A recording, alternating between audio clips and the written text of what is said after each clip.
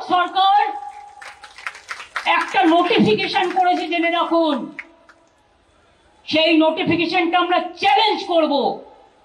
লুকিয়ে লুকিয়ে করেছে, করে নিজেদের রাজ্যগুলোতে যেখানে বিজেপি আছে সেখানে পাঠিয়েছে। তাতে পরিষ্কার বলা হয়েছে, যাকেই সন্দেহ হবে বাংলা ভাষায় কথা বলে অ্যারেস্ট করবে, ডিটেনশন ক্যাম্পে, মানে হোল্ডিং এরিয়া, ডিটেনশন ক্যাম্প যাকে বলা হয়, সেখানে রেখে দেবে।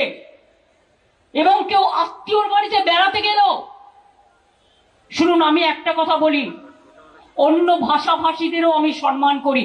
हम इज्जत करते हैं हर तरह और भाषा भाषी को हम सम्मान करते हैं, चाहे हिंदू हो, चाहे मुस्लिम हो, चाहे सिख हो, चाहे ईसाई हो, चाहे बिहार हो, चाहे यूपी हो, चाहे राजस्थान हो, चाहे मध्य प्रदेश हो, चाहे पंजाब हो, चाहे दिल्ली हो, चाहे असम हो, चाहे उड़ीसा हो, चाहे नॉर्थ ईस्टर्न हो, हर भाषा को हम सम्मान करते हैं।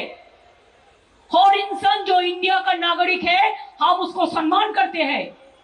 लेकिन इसको मतलब नहीं होता है कि बंगाली का ऊपर आप अत्याचार करें, ये हम नहीं छोड़ेंगे।